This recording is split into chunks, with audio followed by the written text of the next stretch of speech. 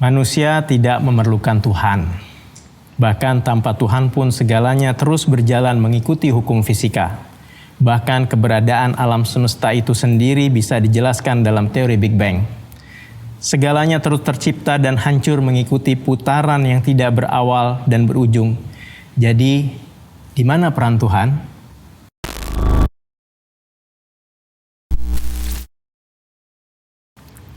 Sains pada hakikatnya adalah kumpulan pengetahuan atas berbagai gejala alam yang disusun secara sistematis berlandaskan prosedur metode ilmiah.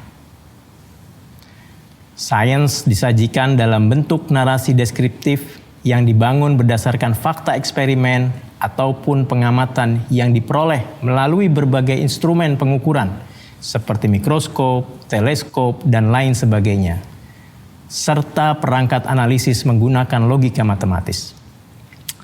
Sains bersifat dinamis. Ada fakta-fakta yang dulu dianggap benar, tetapi berdasarkan hasil pengamatan baru diperoleh fakta yang berbeda dan memiliki narasi deskriptif yang tentunya berbeda pula. Seperti contohnya lempeng tektonik bumi, yang semula dianggap statis, tetapi sekarang terbukti mengalami pergerakan di atas fluida magma. Demikian juga dengan pemahaman orang mengenai materi pembentuk alam semesta yang semula dianggap atom merupakan unit terkecilnya, tetapi ternyata ia memiliki struktur internal yang terdiri dari partikel-partikel yang jauh lebih kecil lagi ukurannya. Salah satu capaian luar biasa yang dicapai oleh sains dalam kurun waktu 100 tahun ini terkait dengan deskripsi dinamika partikel di dalam atom yang teramat sangat kecil tersebut, dan merupakan pembentuk segala sesuatu di alam semesta ini yang dapat kita lihat dan rasakan. Deskripsi tersebut tertuang dalam bentuk teori kuantum yang kini terbukti memberikan kontribusi yang amat signifikan bagi perkembangan teknologi saat ini. Kita dapat berjumpa secara virtual saat ini, salah satunya bersandarkan pada teori tersebut. Tetapi, meskipun sudah memberikan begitu banyak sumbangsih bagi perkembangan peradaban, teori tersebut pada dasarnya berdiri pada pondasi yang tidak bisa dikatakan kuat. Banyak gejala yang teramati di dunia atom yang tidak dapat dideskripsikan berdasarkan pengalaman kita sehari-hari. Seperti misalnya untuk menjelaskan fakta tertentu yang teramati, orang dipaksa untuk memiliki keyakinan bahwa sebuah partikel seperti elektron misalnya berpeluang berada di 2 atau lebih posisi pada waktu yang bersamaan ketika tidak dilakukan pengamatan. Sebuah penggambaran yang terkesan dipaksakan agar sesuai dengan pengalaman sehari-hari untuk menjelaskan fakta yang penjelasannya di luar kemampuan orang untuk membayangkan. Meski elektron ketika tidak diamati diyakini dapat berada di beberapa posisi secara bersamaan, tetapi ketika dilakukan pengamatan terhadap posisinya, elektron tersebut memilih posisi tertentu. Sebuah fakta yang amat sulit untuk dicerna nalar berdasarkan pengalaman kita sehari-hari. Bagaimana elektron tersebut dapat memilih posisinya tersebut? Berbagai argumen diajukan untuk menjelaskan mengapa elektron dapat berada di berbagai posisi pada waktu bersamaan, ketika tidak diamati dan memilih posisi tertentu ketika diamati. Salah satunya adalah argumen mengenai adanya alam semesta paralel. Sebuah spekulasi yang tampaknya mustahil untuk dibuktikan secara saintifik. Masih banyak lagi argumen lain yang juga sulit untuk dibuktikan, seperti asumsi bahwa kesadaran pengamat mempengaruhi hasil pengukuran tersebut. Mengacu pada prinsip Occam-Razor yang menyatakan bahwa dari sekian banyak penjelasan atas sebuah gejala, penjelasan yang paling sederhana cenderung paling benar. Maka kehadiran prima causa atau supreme being yang mengatur di mana posisi bagi elektron ketika dilakukan pengamatan tampaknya adalah penjelasan yang paling logis. Prima causa yang dimaksud dalam agama didefinisikan sebagai Tuhan, Allah Subhanahu wa Ta'ala. Meski demikian, argumen mengenai keberadaan prima causa tersebut juga sulit untuk dibuktikan secara saintifik, mengingat teori kuantum menunjukkan adanya keterbatasan dalam menyingkap misteri di dunia atom tersebut. Sebagaimana orang mesti mengimani keberadaan elektron dalam waktu bersamaan di berbagai posisi untuk menjelaskan fakta yang diamati, Maka mengimani keberadaan Allah Subhanahu wa Ta'ala yang menjadi penentu posisi elektron pada saat diamati juga tampaknya akan menjadi sebuah keniscayaan pada akhir pengembaraan orang dalam memahami dinamika dunia atom. Wallahu a'lam bishawab.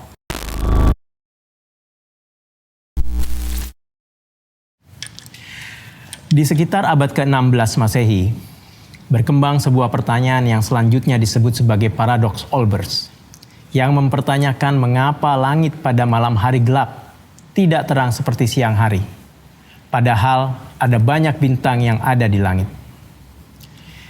Paradoks tersebut praktis baru mendapat jawaban yang memadai pada abad ke-20 Masehi, setelah adanya pengamatan menggunakan teleskop pada tahun 1926, yang menunjukkan bahwa alam semesta mengalami ekspansi ukuran.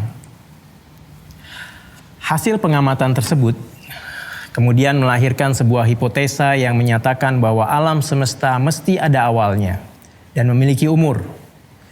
Hipotesa ini sekaligus menjawab paradoks Olbers, bahwa mengapa langit malam gelap, yaitu karena alam semesta memiliki umur terbatas, sehingga cahaya yang dipancarkan oleh semua bintang tidak datang serentak. Hipotesa mengenai alam semesta memiliki awal kemudian dikonfirmasi melalui pengamatan atas datangnya radiasi panas dari seluruh sudut alam semesta ke bumi dengan suhu yang amat dingin, sekitar minus 271 derajat Celcius. Fenomena yang selanjutnya dinamakan sebagai radiasi gelombang mikrolatar tersebut mengukuhkan hipotesa alam semesta memiliki awal yang kini lazim disebut orang sebagai teori Big Bang atau teori ledakan besar. Hingga saat ini teori Big Bang menjadi teori baku yang diyakini kebenarannya oleh para ahli kosmologi berdasarkan berbagai bukti pengamatan yang diperoleh. Salah satu konsekuensi yang harus diterima dari teori Big Bang adalah bahwa alam semesta awal mesti memiliki temperatur yang teramat sangat tinggi dan selanjutnya mengalami pendinginan seiring dengan berkembangnya alam semesta. Konsekuensi selanjutnya dari temperatur yang tinggi adalah materi alam semesta awal mesti bersifat seragam atau homogen, yang seiring turunnya temperatur mulai dapat terbentuk berbagai materi yang kita amati sekarang. Berdasarkan fakta ini, maka dapat disimpulkan bahwa pada awal pembentukan alam semesta, baik apa yang ada di bumi dan juga apa yang ada di langit, seperti planet, bintang, dan lainnya, seluruhnya berasal dari suatu materi yang sama. Secara teknis, materi awal alam semesta dinamakan sebagai plasma quark gluon, yang diasumsikan memiliki bentuk seperti fluida. Hingga saat ini, eksistensi plasma tersebut masih coba diamati pada laboratorium fisika partikel yang berada di Swiss. Di pihak lain, kita tentu memahami bahwa Al-Quran sebagai wahyu dari Allah Subhanahu wa Ta'ala memiliki redaksi yang harus bisa dikomunikasikan untuk setiap generasi umat manusia, mulai dari awal diturunkannya Al-Quran hingga akhir waktu. Terdapat sebuah ayat di dalam Al-Quran, yaitu ayat ke-30 surah Al-Anbiya yang berbunyi, "Dan apakah orang-orang kafir tidak mengetahui bahwa langit dan bumi keduanya dahulu menyatu, kemudian kami pisahkan antara keduanya, dan kami jadikan segala sesuatu yang hidup berasal dari air. Maka mengapa mereka tidak beriman?" Secara eksplisit ayat tersebut menyatakan bahwa bumi dan langit pada awalnya adalah satu. Sebuah fakta yang menarik dan sulit dibantah bahwa 1400 tahun lalu sudah ada indikasi bahwa alam semesta memiliki awal. Sementara itu, pada ayat ke-11 surat Fusilat yang berbunyi, "Kemudian dia menuju ke langit, dan langit itu masih berupa asap. Lalu dia berfirman kepadanya dan berkata kepada bumi, 'Datanglah kamu berdua menurut perintahku dengan patuh atau terpaksa.' Keduanya menjawab, 'Kami datang dengan patuh.'" Al-Quran menggunakan terminologi asap untuk menggambarkan kondisi awal alam semesta yang tampaknya bisa dipahami oleh semua generasi manusia. Sementara penafsirannya dapat berubah seiring dengan perbendaharaan pemahaman orang mengenai alam semesta. Kata asap besar kemungkinan dapat ditafsirkan sebagai bentuk informasi mengenai bentuk materi awal yang bersifat fluida, yang berdasarkan spekulasi saintifik saat ini diasumsikan sebagai plasma quark gluon. Dari kedua ayat yang terpisah tersebut, bukankah jelas terlihat bahwa keduanya memiliki kaitan yang erat dan memiliki indikasi mengenai awal mula pembentukan alam semesta? Bagaimana mungkin seorang yang buta huruf, yang hidup di tengah gurun pasir dan jauh dari peradaban, bisa mengetahui informasi ini?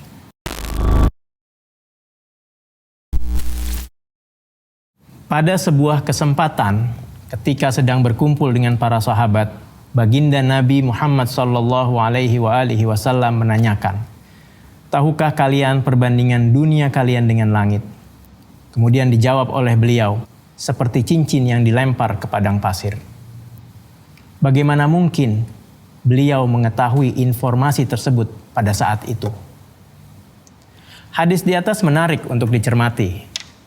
Karena informasi bahwa alam semesta di luar bumi yang dipahami oleh awam sebagai langit memiliki ukuran yang amat jauh lebih besar ketimbang ukuran bumi baru diketahui pada pertengahan abad ke-20 Masehi ini. Bahkan pada awal abad ke-20 pun masih belum ada hasil pengamatan yang menunjukkan adanya galaksi di luar galaksi Bima Sakti tempat matahari dan bumi berada. Saat ini orang telah berhasil mengamati langit dan diperoleh data bahwa diameter alam semesta yang bisa diamati saat ini adalah sebesar 93 miliar tahun cahaya.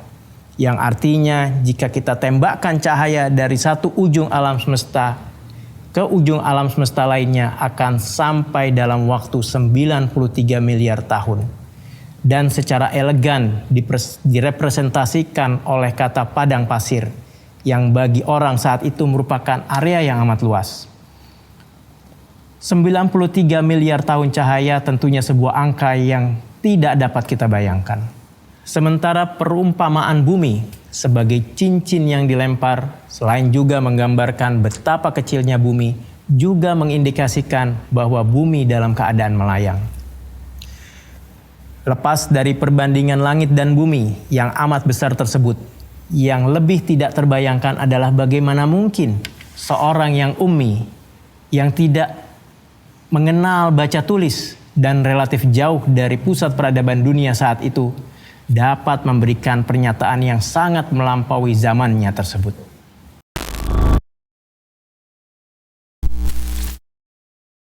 Jika Tuhan menciptakan segalanya, maka Tuhan juga lah yang menciptakan kejahatan. Kalau ada orang mati dibunuh begal, jangan salahkan begalnya. Kan itu atas izin Tuhan.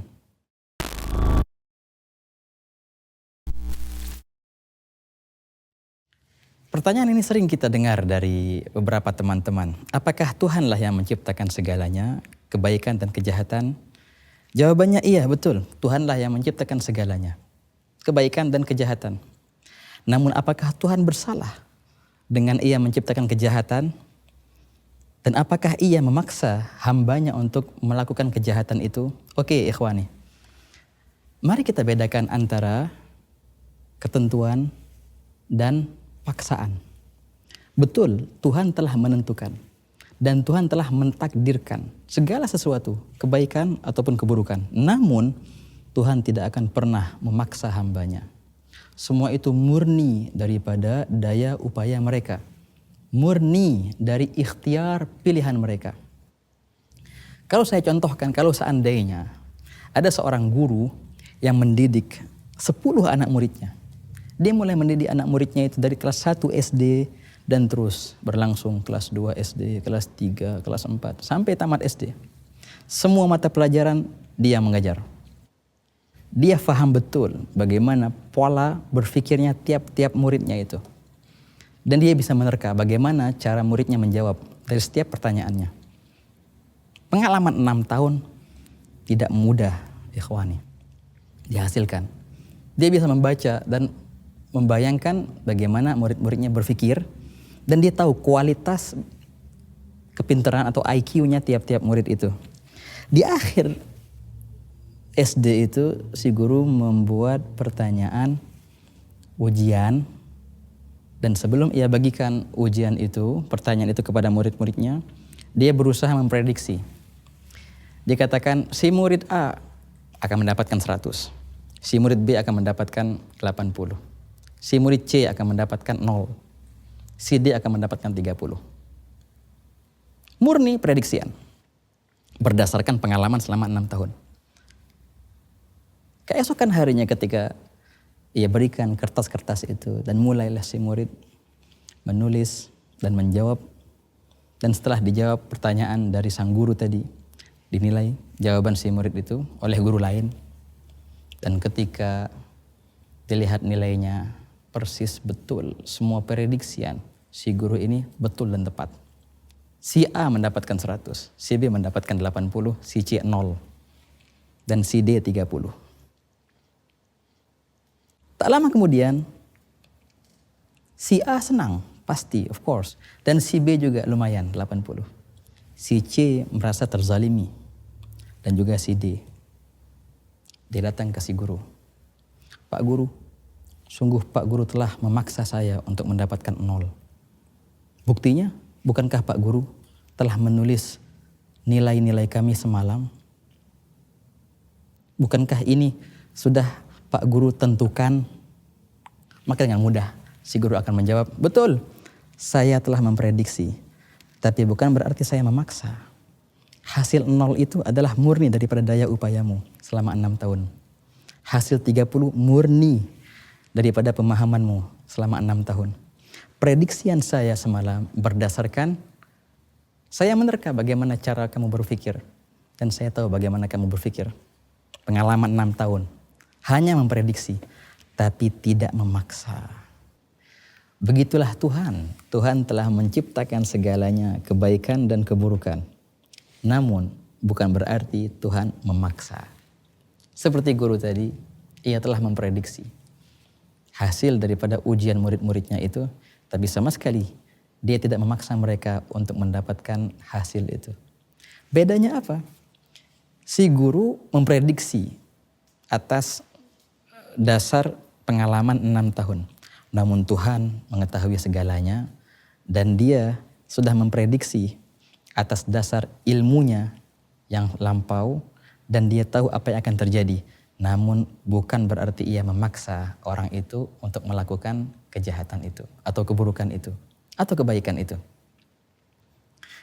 Di sini kita memahami manusia Tuhan berikan ikhtiar, suatu pilihan. Dengan ikhtiar, dengan pilihan inilah Tuhan memberikan pahala atau memberikan dosa kepada mereka. Karena mereka sendiri yang memilih. Dan tiap pilihan mereka pasti akan tepat dengan prediksian Tuhan atau dengan ilmunya Tuhan. Nah, setiap pilihan mereka pasti akan tepat dengan ilmunya Tuhan dan takdirnya Tuhan. Kalau seandainya kita mengetahui manusia itu dihisab, diperhitungkan, akan dipertanggungjawabkan atas tiap-tiap pilihan mereka. Kenapa? Jawabannya karena mereka punya ikhtiar. Kita mengkiaskan dengan kebalik. Jadi kalau seandainya orang itu tak punya ikhtiar, maka apakah tak ada hisab? Jawabannya iya, tak ada hisab. Tak ada pahala dan tak ada dosa. Buktinya, anak kecil, kalau seandainya ia melakukan kejahatan, dia tak berdosa. Dia tak dianggap salah. Pun kalau seandainya dia melakukan suatu kebaikan, dia tak dapat pahala. Orang gila. Begitu pula, dia melakukan kejahatan, tak dianggap kriminal. Dia melakukan kebaikan, tak dianggap berbuat baik. Kenapa? Karena mereka tidak punya ikhtiar ataupun pilihan. Berarti pilihan itulah yang menjadi patokan. Kenapa si manusia dikasih pahala atau dikasih dosa, dan itu murni dari mereka, bukan paksaan dari Tuhan. Tuhan memprediksi, Tuhan mengetahui, tapi manusialah yang memilih atas perbuatan itu.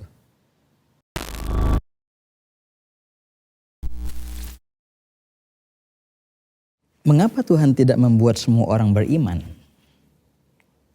Sehingga ada yang harus disiksa dalam neraka. Kalau seandainya semua Tuhan yang menciptakan, kenapa Tuhan juga menciptakan keburukan? Kenapa tidak hanya menciptakan kebaikan sahaja?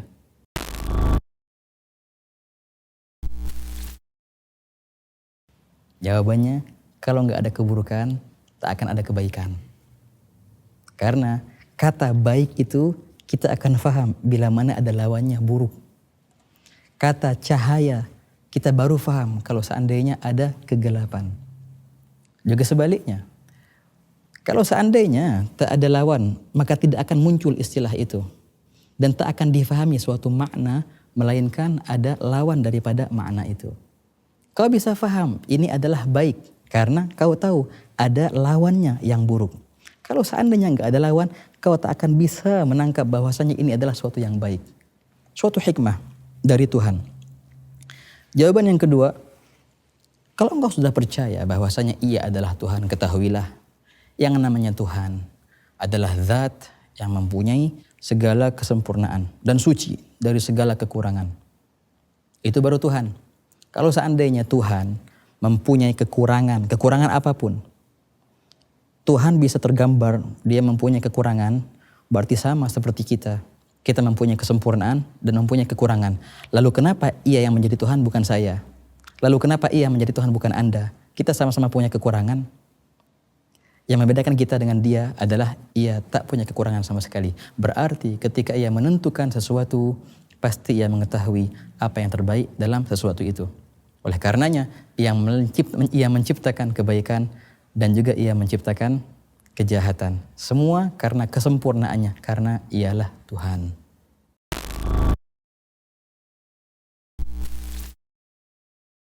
Ada yang bertanya, saya bingung dengan orang yang beragama yang nanya kepada saya, kenapa lu ateis? Saya balik tanya, ya semua bayi terlahir ateis, lingkungannya lah yang membuat dia jadi ikut agama tertentu. Harusnya gue yang nanya lu, kenapa lu beragama?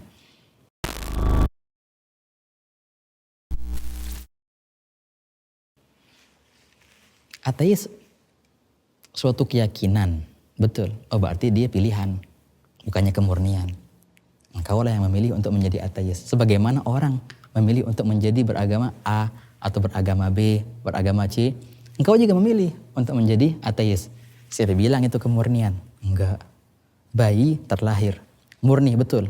Dan lingkungannya lah yang membentuk pola pikirnya. Jadi setiap keyakinan itu terpengaruhi dengan lingkungan. Di antara keyakinan beragama, di antara keyakinan tidak beragama, suatu cabang dari keyakinan dan bukanlah kemurnian. Dan kalau seandainya ateis itu tidak beragama itu adalah dengan itu dilahirkan seorang bayi, maka masih bayi mereka yang berateis.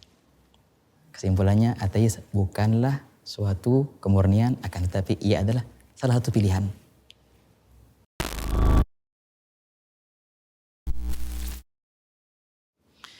Teori gerakan planet yang mengorbit itu ditemukan pada abad 16 Masehi. Teleskop pertama ditemukan pada tahun 1608 Masehi. Penelitian embriologi dilakukan pada tahun 1827 Masehi. Sedangkan Nabi Muhammad SAW telah menyampaikan hal itu ribuan tahun sebelumnya. Terdapat ratusan fakta ilmiah dalam Al-Quran dan hadis. Jika Nabi Muhammad SAW menjadi penemu pertama dari seluruh hal tersebut, maka ia akan mendapatkan gelar dan Nobel terbanyak. Sedangkan faktanya, ia tinggal di gurun pasir, tidak bisa membaca, dan hidup di masa peradaban yang sangat terbelakang. Pertanyaannya, dari mana Nabi Muhammad SAW mendapatkan seluruh variasi penemuan tersebut?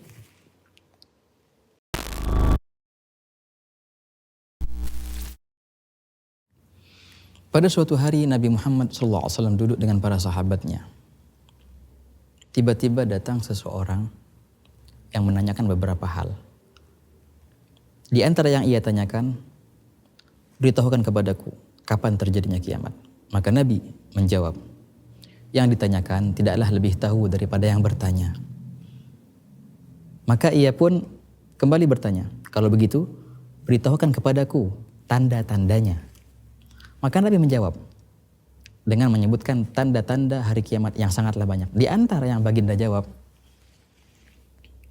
jika budak wanita telah melahirkan tuannya sendiri. Jika engkau melihat orang yang bertelanjang kaki, tak memakai baju, pengembala kambing, mereka saling berlomba-lomba untuk mendirikan bangunan yang megah dan menjulang tinggi. Dalam hadis lain, Al-Imam Ahmad bin Hanbal meriwayatkan dari Sayyidina Ibn Abbas bahwasanya baginda ditanya, sahabat itu yang dimaksud pengembala itu siapa wahai Rasulullah? Maka Rasulullah menjawab, mereka adalah orang Arab. Mereka para pengembala tak memakai sandal dalam keadaan lapar dan miskin. Lah itulah mereka orang Arab. Pertanyaannya, seberapa besar probability dari kemungkinan benar atau salahnya prediksi bahwa bangsa Arab mereka suatu hari akan berlomba-lomba membangun gedung yang tinggi?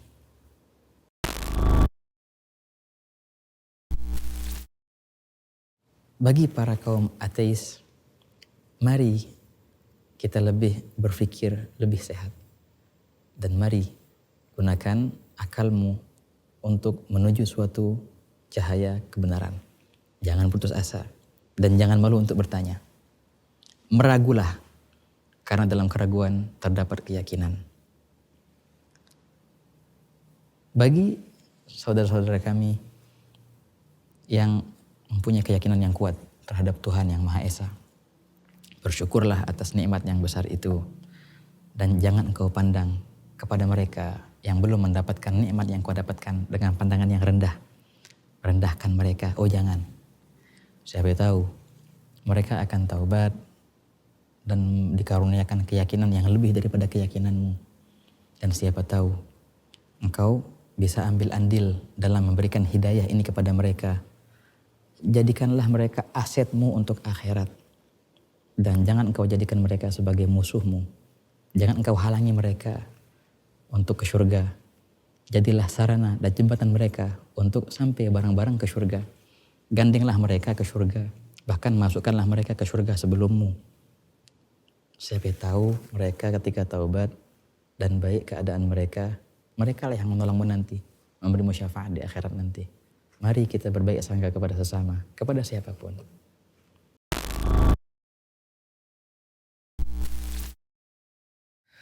Kenapa ada orang yang terlahir dalam keadaan cacat? Padahal dinyatakan bahwa Allah Subhanahu wa Ta'ala adalah yang Maha Adil.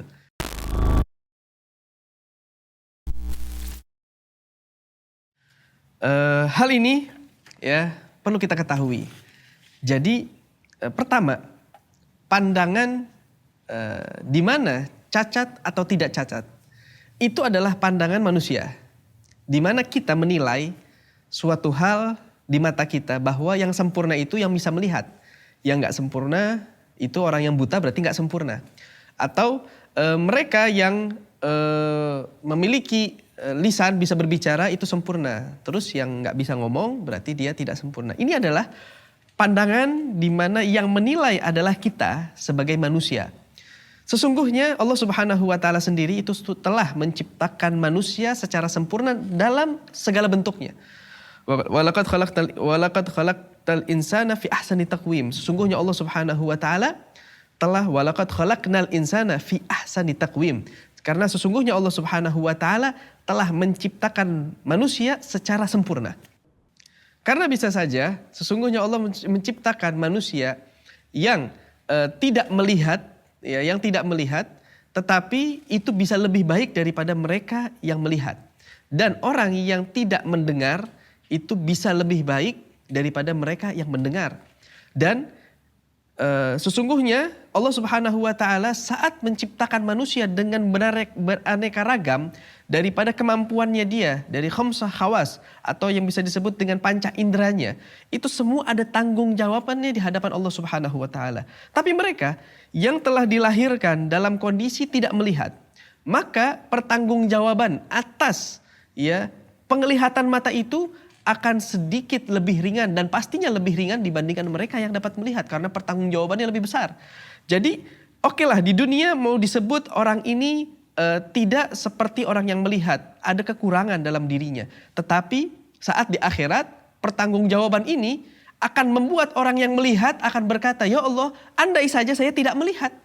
Andai saja saya tidak mendengar, andai saja saya tidak berbicara. Kenapa? Karena saat mereka tahu pertanggungjawaban atas lisan, pertanggungjawaban atas mata, pertanggungjawaban atas telinga itu ternyata besar. Dari segi ini dan dari segi hal yang lain, sesungguhnya yang dapat menyebutkan bahwa sempurna atau tidak sempurna itu adalah Allah Subhanahu wa taala.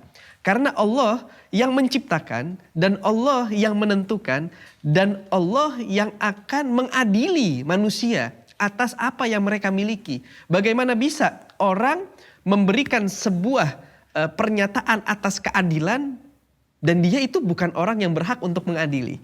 Yang berhak untuk mengadili adalah Allah Subhanahu wa taala. Saat engkau diberikan, lalu kamu apakan apa yang diberikan oleh Allah Subhanahu wa taala? Yang berhak untuk mengadili siapa? Ya Allah. Kita ini hanya diberi dan kita ini hanya dapat melakukan apa yang kita miliki dan kita akan bertanggung jawab dengan apa yang kita miliki. Dan yang bertanya yaitu Allah Subhanahu wa taala. Saat engkau dikasih mata, saat engkau dikasih telinga, saat engkau diberikan anggota tubuh dan lain sebagainya, maka ini adalah pertanyaan dari Allah. Apa yang kau lakukan selama hidupmu dengan apa yang aku telah berikan daripada kenikmatan-kenikmatan tersebut. Karena itu sebetulnya tidak ada istilah ketidakadilan saat Allah menciptakan manusia dengan berbagai macam bentuk dengan adanya kekurangan ataupun kelebihan. Karena kekurangan itu bukan berarti kekurangan, karena kekurangan di mata manusia, kelebihan di mata Allah Subhanahu wa taala dan juga bisa kelebihan bagi dirinya saat di akhirat. Karena itu kita sebagai manusia tidak perlu mengadili atas apa yang telah Allah berikan kepada kita karena tidak berhak seorang makhluk meminta keadilan kepada Sang Khalik. Ya, yang menciptakan, yang memberikan, yang membuat itu ya atas dasar apa yang dia kehendaki atas penciptaannya. Dan kita sebagai manusia yang yakin bahwa kita ini diciptakan, berarti kita sendiri itu tidak mampu untuk menciptakan diri kita. Kita tidak mampu untuk membentuk diri kita. Maka kita harus terima dengan apa yang diberikan oleh Allah Subhanahu wa taala, sama halnya seperti saat kita membangun sebuah bangunan atas kemampuan kita, membangun bentuk bangunan rumah atau sejenisnya, maka saat kita bentuk lalu ada orang yang mengatakan, kok rumahnya berbentuk seperti ini? Kenapa rumahnya itu atapnya seperti ini? Kenapa? Maka kita sebagai orang yang menciptakan atau membangun daripada rumah itu akan mengatakan, saya yang membangun. Ya terserah saya. Ini kan punya saya yang berkehendak. Nah di sini juga, di saat orang itu mengadili ya atas kekurangan baik fisiknya dia atau fisiknya orang lain, itu bukan sebuah keadilan. Melainkan itu adalah sebuah ketentuan yang tidak perlu diadili karena yang berhak mengadili hanyalah Allah Subhanahu wa taala. Wallahu alam. Assalamualaikum warahmatullahi wabarakatuh.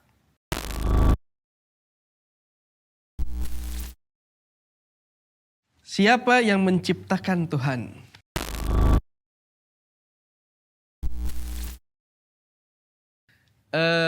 Pertanyaan ini sering banget ya kita dengar, baik dari siapapun juga. Siapa sih yang menciptakan Tuhan? Sebetulnya agak sedikit unik. Kenapa? Karena kita lihat begini saja. Sesuatu hal yang ada di mata kita sekarang ini. Ada yang namanya mesin pabrik ya, pabrik. Baik itu menciptakan atau membentuk seperti gadget atau sejenisnya. Maka gadget yang kita pakai, handphone, itu ada alat ataupun pabrik yang membuatnya. Ya, setelah diciptakanlah alat ini dapat menciptakan alat berikutnya. Siapa yang membuat alat itu? Yang membuat alat itu, ya alat lagi mungkin. Ya alat lagi siapa lagi? Ya ada sosok yang berbeda dari alat, yaitu manusia. Yang bukan alat, yang menteliti sampai membentuk sebuah alat. Oke, berarti kembali ke manusia saat ini. Saat sudah manusia, nah manusia ini siapa yang dari mana datangnya? Dari manusia, lahir. Terus sampai kapan begini? Sampai ada satu titik di mana manusia itu diciptakan. Nah, kalau sudah ada dalam satu titik tertentu adanya penciptaan, ya kan? Berarti ada satu titik di mana menciptakan. Yang menciptakan ini jika terus disebut siapa yang menciptakan, maka akan terbentuk istilahnya at-tasalsul. Tasalsul itu ya sesuatu yang bersambung yang nggak ada akhirnya, dan ini sebuah hal yang tidak masuk akal. Karena suatu hal itu pasti ada batas akhir. Dan Allah Subhanahu wa taala itu kenapa kita meyakini tidak diciptakan? Karena Dia adalah yang menciptakan. Kalau Dia diciptakan, maka ada lagi yang menciptakan. Berarti ada Tuhan lagi. Tuhan dan nggak ada selesai, dan ini tidak masuk akal. Berhenti dalam satu titik di mana kita menyebut bahwa Allah adalah zat yang menciptakan dan tidak diciptakan. Kenapa? Karena zat Allah adalah zat yang sempurna, ya, yang tidak mungkin disebut sebagai zat yang diciptakan, melainkan hanya bisa disebut sebagai zat yang menciptakan. Ya, hal ini diyakini oleh setiap kalangan manusia, ya. Baik mereka yang mengatakan dengan keraguan akan zatnya Allah, ya, maksudnya keraguan mereka itu hanya mengatakan bahwa iya alam semesta ini diciptakan, tapi sama siapa ya, mereka masih merasa ragu dan bingung dengan siapa sih sesungguhnya yang menciptakan. Dan ini banyak kalau kita mentelaah dalam kitab-kitab ataupun daripada pembahasan-pembahasan ilmiah sekalipun, mereka itu tahu dan yakin bahwa semua ini ada penciptanya, tidak datang dengan sendirinya. Tapi siapa? Ada yang meyakini dengan zatnya itu Allah, ada yang meyakini hanya mengatakan ya udah ada aja. Nah, berarti sebetulnya beda tipis. Yang satu tahu ada yang menciptakan, yang satu hanya mengatakan Allah lah yang menciptakan. Dan keyakinan kita saat kita meyakini bahwa Allah yang menciptakan itu karena ada dasar-dasar di mana kita meyakini wujudnya Allah. Ya, sekarang kalau kita tahu Allah ini tidak diciptakan. Nah, tapi kok bisa kita meyakini Allah itu ada? Gampang saja. Ya, suatu saat ada seorang imam besar yang mana imam ini terkenal sebagai orang yang memiliki pengertian dan memberikan pengertian kepada orang-orang tentang dalil wujudnya Allah. Tentang dalil wujudnya Allah. Maka saat itu imam ini berjalan dengan rombongannya. Bertemu atau melewati satu orang wanita tua yang sedang berdiri di pinggir jalan. Maka wanita tua ini bertanya, ini siapa sih orang kok repot banget jalan rombongan ramai bener.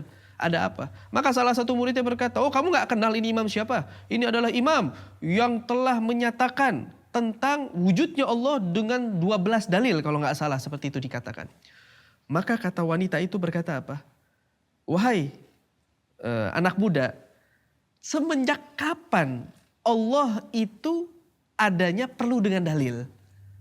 Apakah kamu tidak melihat ya dengan lewatnya kalian ya debu ini berterbangan berarti menunjukkan bahwa ada yang lewat. Apakah kalian tidak tahu bahwa adanya kotoran kambing yang kalian lihat itu menandakan bahwa adanya kambing yang telah membuang kotoran tersebut? Maka tidak perlu kita mengatakan adanya Allah, bahwa sealam semesta ini ada dari mana kalau bukan adanya Allah yang menciptakan itu semuanya. Berarti apa? Antara kita mengatakan bahwa Allah itu kenapa tidak diciptakan, Allah itu siapa yang menciptakan. Bahwa kalau kita mengatakan Allah tidak diciptakan, lalu kenapa kita meyakini Allah itu ada?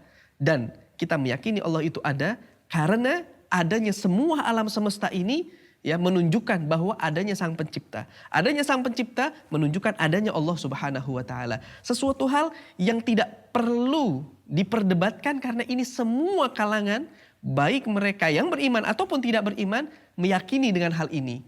Ya, meyakini dengan hal ini kenapa? Karena tidak mungkin suatu hal datang dengan sendirinya, melainkan datangnya pasti dengan adanya sang penciptanya. Dan kita sebagai manusia ya, diciptakan oleh Allah Subhanahu wa taala. Karena itu tidaklah mungkin manusia itu mengatakan bahwa Allah itu sama seperti kita. Ya, jadi saat orang mengatakan, oh berarti Allah yang menciptakan kita, berarti Allah itu sama seperti kita memiliki mata dan telinga dan lain sebagainya. Tidak bisa. Kenapa? Karena sudut pandang manusia saat mengetahui sebuah bentuk itu saat dia melihatnya. Dia melihat contohnya. Saat orang membuat kendaraan seperti pesawat, mobil dan sejenisnya, apa yang dicontoh? Yang dicontoh dari makhluk yang telah Allah ciptakan sebelumnya. Ya, adanya keseimbangan yaitu dengan 4 kaki misalnya, maka dibuatlah mobil dengan 4 roda. Adanya keseimbangan dengan adanya sayap, maka dibuatlah pesawat dengan adanya sayap dan lain sebagainya. Berarti contoh yang dilihat oleh manusia adalah apa yang pernah dipandang oleh matanya. Tapi kalau kita melihat ada orang buta. Lalu orang buta ini kita tanyakan, bagaimana sih bentuknya gajah? Dia tidak bisa menggambarkan gajah itu seperti apa. Oke, sekarang orang buta, ada beberapa orang buta kita bawa ke depan gajah. Yang satu kita kasih pegang buntutnya saja. Maka orang buta ini akan mengatakan, oh gajah itu adalah hewan yang kecil. Kenapa? Karena dia pemegang buntutnya. Ternyata buntut gajah itu tidak sebesar seperti tubuhnya. Maka dia akan beranggapan, oh gajah ini adalah hewan yang kecil. Saat salah satu daripada yang buta ini suruh menyentuh daripada bagian belalainya, maka akan mengatakan, oh gajah ini adalah hewan yang tinggi. Kenapa? Belalainya aja panjang. Masa iya badannya kecil? Begitu. Maka akan timbul persepsi ataupun pandangan-pandangan dari sudut pandang yang dia hanya ketahui. Dan itulah manusia dengan kekurangannya, dia menyatakan seakan-akan, oh berarti Allah itu memiliki wujud, bentuk dan lain sebagainya. Ini juga harus kita hilangkan karena tidaklah mungkin bagi seorang manusia itu ya mengetahui secara detail tentang wujudnya Allah, dan juga kita meyakini bahwa Allah Subhanahu wa taala adalah zat yang menciptakan, bukan yang diciptakan. Ya, dan ini bisa kita fahami dan kita yakini kepada seluruh kalangan masyarakat, baik itu yang muslim atau non-muslim, dimanapun mereka pasti akan berpikir bahwa Allah Subhanahu wa taala ataupun adanya satu zat yang menciptakan semuanya. Baik mereka yang meyakini dan percaya dengan Allah ataupun tidak. Mereka semua meyakini dengan zat itu. Mau tidak mau, dan ini menjadi hal yang sudah banyak mereka fahami dan mereka yakini pada saat ini. Wallahu a'lam.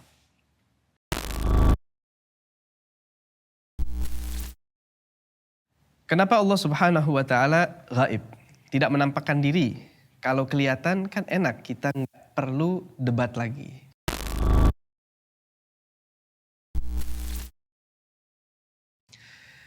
Banyak pertanyaan yang timbul hal semacam ini, baik dari mereka yang percaya atas adanya ketuhanan ataupun mereka yang tidak percaya. Kenapa sih Allah itu harus tidak nampak, nggak kelihatan, nggak yang muwajahah dengan kita secara langsung? Maka sebetulnya di sini kita harus tahu dasar dari manusia sendiri aja itu memiliki sebuah kekurangan.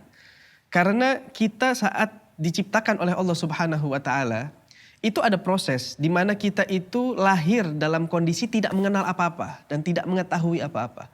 Maka secara logika saja saat kita melihat ada anak yang masih usianya mungkin baru 1 bulan. Lalu kita duduk di hadapannya dan kita berkata, anak, nanti kamu kalau udah besar harus begini, nanti kalau kamu sudah besar makannya jangan yang seperti ini, kamu jangan main sama si fulan, kamu jangan berbuat ini. Ini orang yang ada di sekitarnya akan tersenyum dan tertawa. Kenapa? Karena apa yang kau bicarakan itu semuanya tidak akan difahami sama si anak. Kenapa anak ini tidak memahami? Padahal dia anak, dia manusia, dia lahir dari rahim yang sama. Bahkan mungkin kita memiliki ibu yang sama dengan anak ini. Tapi kenapa tidak memahami dan tidak sampai daripada apa yang kita bicarakan kepada anak tersebut? Karena anak ini belum sampai sebuah marhalah dapat memahami apa yang kita bicarakan.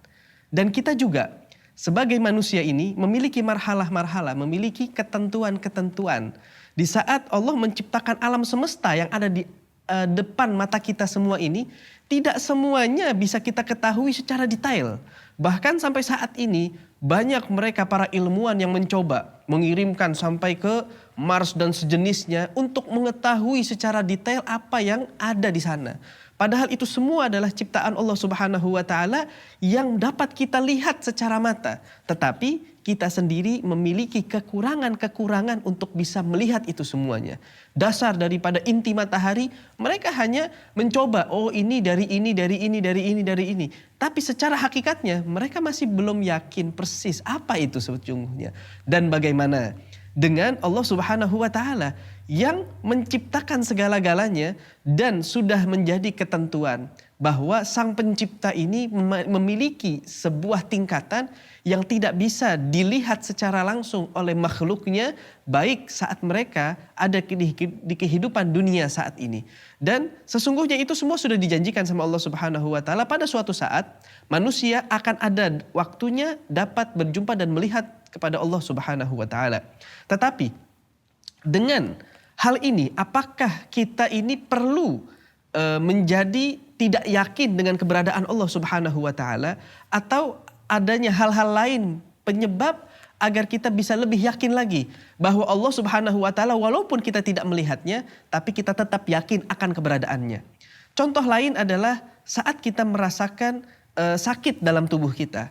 Kita mungkin akan bertanya, kepala saya sakit, hati saya sakit, perut saya sakit, ya bahkan ada penyakit-penyakit yang hanya bisa dilihat dengan alat-alat tertentu yang mungkin kita sendiri, benar nggak sih saya sakit ini? Tapi karena dokter mengatakan kamu tuh sakit, ya bahwa di dalam darah kamu itu terdapat sebuah sel atau sebuah virus atau hal-hal lain yang mungkin kita sendiri tidak tahu atas ilmu itu. Tapi karena dokter yang mengatakan, yang memahami akan ilmu itu tersebut, kita yakin. Hal yang kita tidak lihat, hal yang kita tidak mengetahui secara mata, tetapi kita berani untuk meyakini dan kita berani untuk mencoba berbagai macam hal agar menyembuhkan penyakit tersebut. Maka tidaklah semua hal yang tidak tampak berarti tidak diyakini. Karena setiap hal walaupun tidak nampak, walaupun kita tidak melihatnya, itu bisa menjadi sebuah keyakinan dan sebuah keimanan yang besar. Karena itulah Allah Subhanahu wa taala memang adalah zat yang begitu sempurna, yang begitu agung, yang tidak perlu untuk bagi hambanya melihat dan memandang siapakah itu Allah Subhanahu wa taala. Yang perlu kita yakini adalah keberadaannya, di mana Allah Subhanahu wa taala lah yang memberikan segala-galanya, yang membuat kita ada saat ini. Karena dasar penciptaan sendiri itu adalah datang dari Sang Pencipta. Yang kita tahu bahwa pernah terjadi sebuah kisah saat adanya perdebatan dengan Abu Hanifah, di mana orang itu berkata bahwa alam semesta ini datang dengan sendirinya. Maka kata Imam Abu Hanifah, tidak, sesungguhnya ini semua datang dari penciptaan Allah Subhanahu wa taala. Tapi orang ini tetap memaksa dan akhirnya mengajak untuk berjumpa dan berdebat tentang masalah ini. Hingga suatu saat dibuatlah janji waktu tertentu untuk mendebatkan masalah ini. Sampai di waktu yang telah ditentukan, ternyata Al-Imam Abu Hanifah itu terlambat datangnya. Ditunggu dan masyarakat sudah hadir pada saat itu. Dan orang ini yang menyatakan bahwa alam semesta datang dengan sendirinya, ya, mengatakan bahwa Imam Abu Hanifah telah kalah dan dia terlambat pada saat itu. Ternyata nggak lama kemudian datang Imam Abu Hanifah. Lalu Imam Abu Hanifah berkata kepada temannya ini, ya mohon maaf saya terlambat datang ke sini. Kenapa? Kamu kebingungan untuk memberikan jawaban? Enggak. Saya datang ke sini itu harus menyeberangi sebuah sungai. Dan ternyata saat saya ingin menyeberangi sungai, saya tidak mendapatkan daripada perahu. Tidak ada tempat untuk menyeberangi. Maka saat saya duduk merenung, ternyata saya melihat ada sebuah pohon yang tertebang dengan sendirinya. Lalu pohon ini terbelah-belah menjadi sebuah papan. Dan papan ini pun tersusun dengan sendirinya menjadi sebuah perahu hingga saya bisa menyeberanginya sampai tempat ini. Maka orang ini berkata, Imam Abu Hanifah, wahai Imam, sesungguhnya kamu ini telah gila.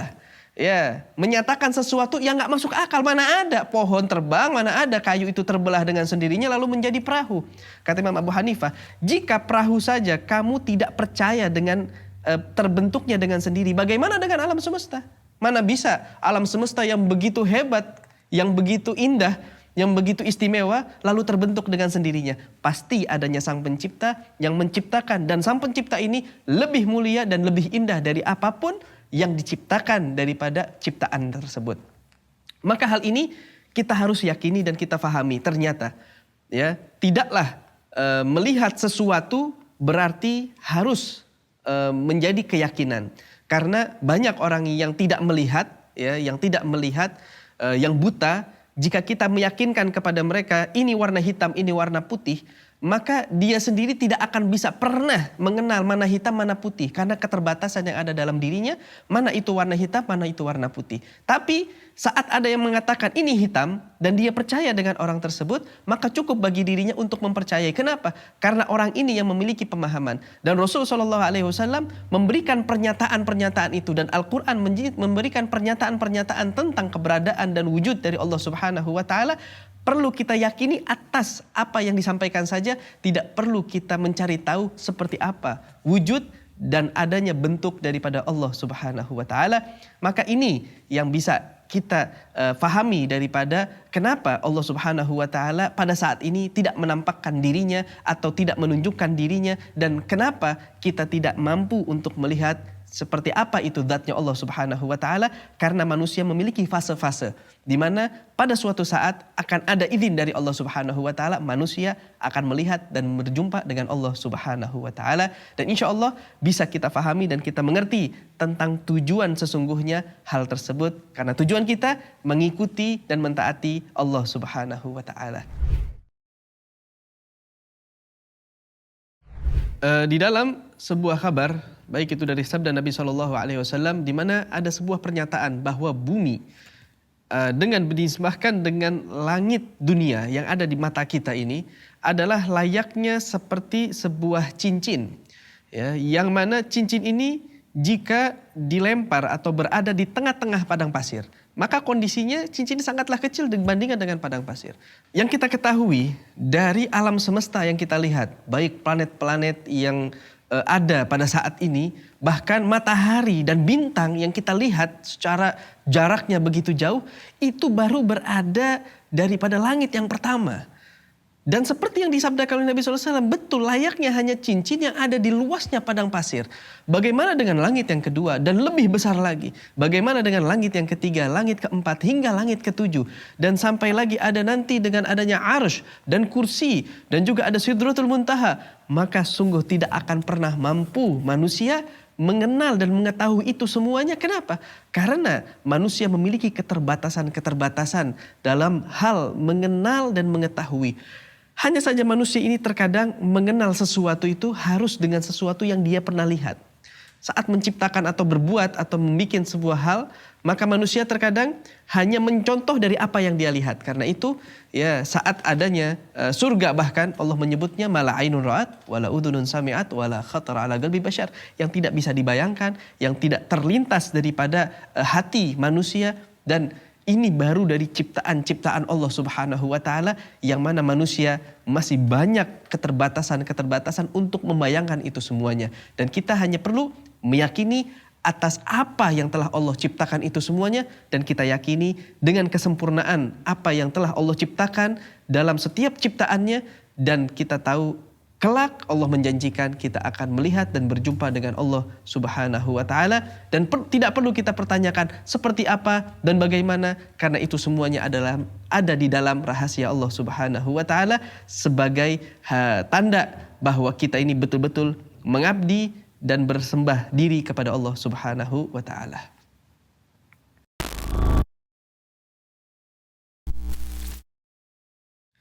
Mungkinkah ayat tentang embriologi ini turun di abad 7 Masehi? Ayatnya, kemudian kami menjadikan air mani yang disimpan dalam tempat yang kukuh, yaitu rahim.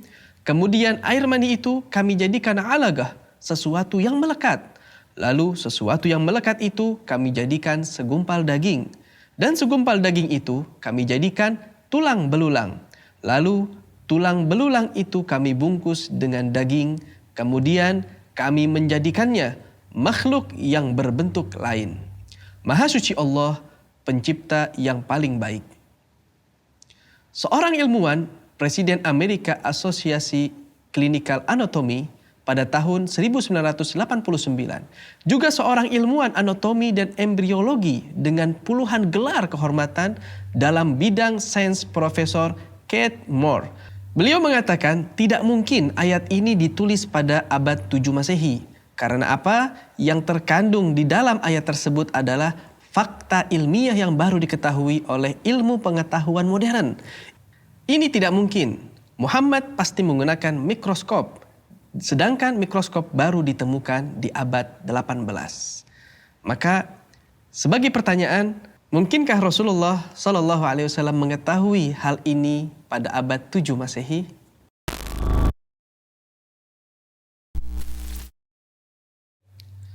Coba kita dengarkan ayat ini dengan baik-baik. A'udzu billahi minasyaitonir rajim. Bismillahirrahmanirrahim. Alif lam mim. Ghulibatir rum fi adnal ardi wa hum min ba'di ghalabihim sayaghlibun. Dalam surat Ar-Rum ayat sampai 3, di situ menjelaskan tentang satu kondisi yang begitu istimewa, yaitu Allah menyatakan dengan adnal ardi, yang berarti tempat paling rendah di bumi.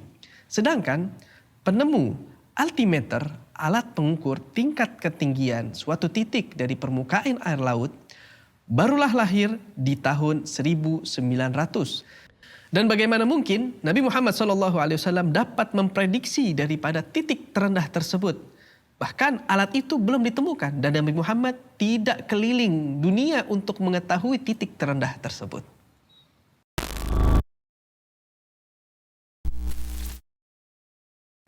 Kita sebagai umat Nabi SAW dijadikan oleh Allah Subhanahu wa taala sebagai umat yang terbaik. Maka sudut pandang di saat kita berjumpa dengan saudara-saudara kita dari berbagai kalangan manapun juga, bagi mereka baik yang muslim ataupun non-muslim, bahkan mereka yang meragukan dengan keberadaan Tuhan itu sendiri, kita jangan beranggapan bahwa hal tersebut sebagai titik rendah bagi mereka, di mana mereka itu adalah orang yang tidak sebanding dengan kita. Karena di saat adanya pertanyaan-pertanyaan dalam diri mereka, mengenal dan mencari tahu tentang adanya ketuhanan tersebut, maka di situ adalah tempat penyebab. Di saat Allah Subhanahu wa taala menginginkan garis sebuah hidayah, dan kita berharap dengan ini ada kemungkinan bahwa hidayah itu akan datang, dan kita sebagai orang yang beriman tetap berpegang teguh untuk menjaga keimanan dan akidah kita.